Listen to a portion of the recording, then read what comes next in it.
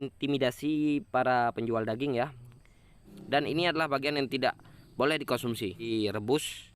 Untuk bagian daging perebusan selama 30 menit. Airnya bisa kita tuangkan ke tanah langsung, jangan ke selokan ya. Assalamualaikum warahmatullahi wabarakatuh. Hari ini kita akan belajar cara memasak daging sapi yang terjangkit PMK ya dengan benar, dan mana-mana saja yang bisa kita konsumsi.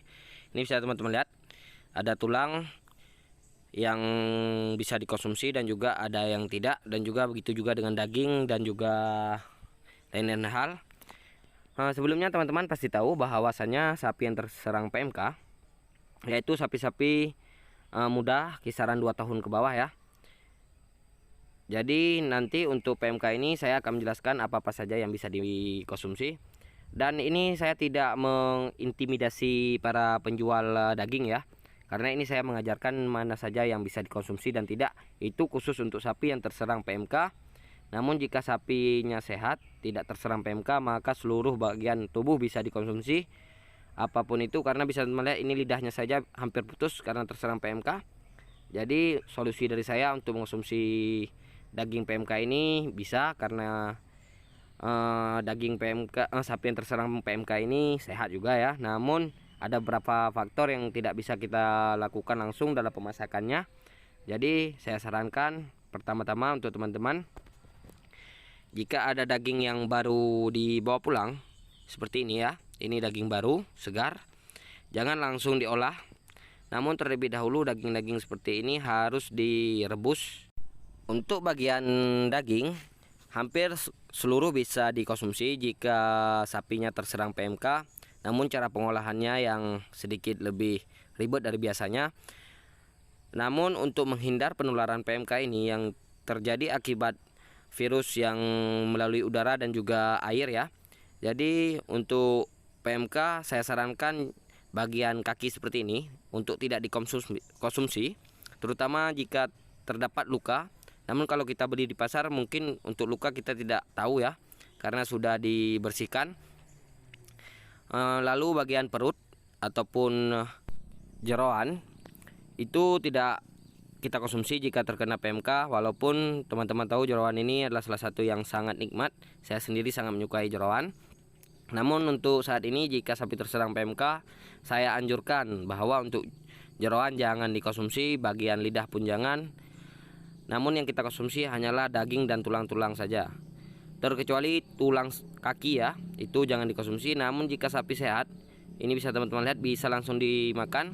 Dan ini adalah bagian yang tidak boleh dikonsumsi jika sapi terserang PMK. Teman-teman bisa pause videonya dan baca dulu sejenak agar lebih paham bahwasanya olahan dari babat dan juga jeroan lain-lainnya sangat nikmat untuk kita nikmati. Namun kalau dalam keadaan pandemi PMK ini, saya anjurkan untuk tidak dikonsumsi, kecuali sapi teman-teman sendiri yang dipotong dengan kondisi yang sehat.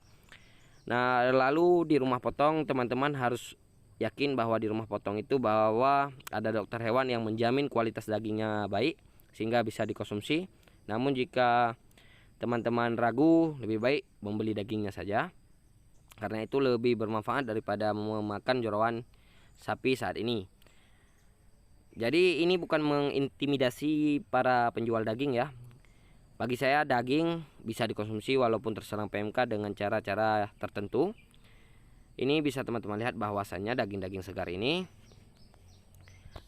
kita bisa mendapatkannya dengan mudah di pasar-pasar tradisional ataupun swalayan ya. Lalu untuk pengolahan, teman-teman siapkan dulu dagingnya, jangan dipotong-potong dulu, biarkan saja seperti ini. Jangan dicuci dulu.